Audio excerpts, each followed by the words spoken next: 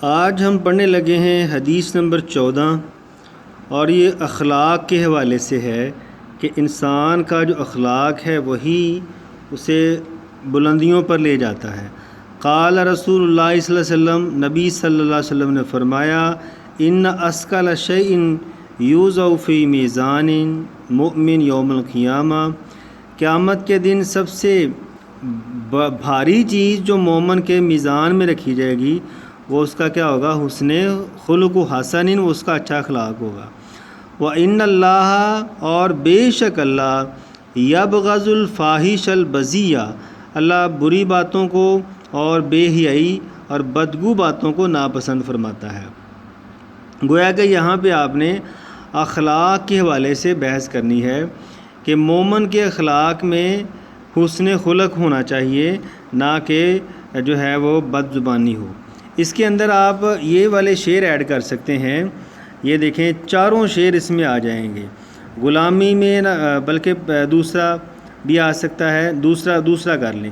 نظر کو خیرہ کرتی ہے چمک تہذیب حاضر کی، یہ سنائی مگر جھوٹے نگوں کی ریزہ کاری ہے۔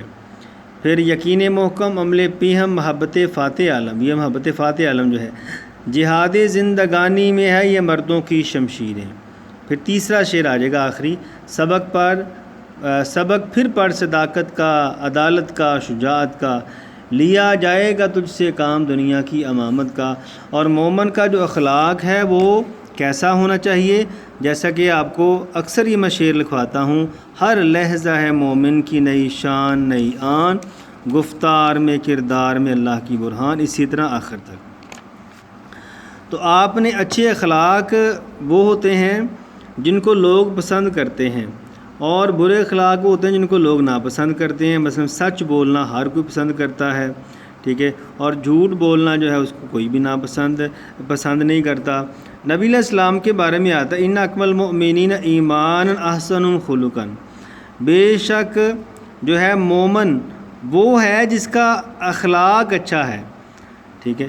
ویسے جو مرضی کرتا رہے لیکن اخلاق اگر اس کا اچھا نہیں ہے تو اس کے ایمان کا کوئی فائدہ نہیں ہے، ٹھیک ہے۔ اسی طرح آگے یہ والی ساری چیزیں، اور بد زبانی کے کیا نقصانات ہیں یہ آپ دیکھ سکتے ہیں۔ زبان کا زخم جو ہے وہ تلوار سے گہرا ہوتا ہے۔ زبان ایسا ہتھیار ہے جس کا لگایا ہوا زخم بہت خطرناک ہوتا ہے، ٹھیک ہے۔ تو یہ آپ نے اس کی تشریح کرنی ہے۔ ملتے ہیں حدیث نمبر 15 کے ساتھ۔ اللہ حافظ۔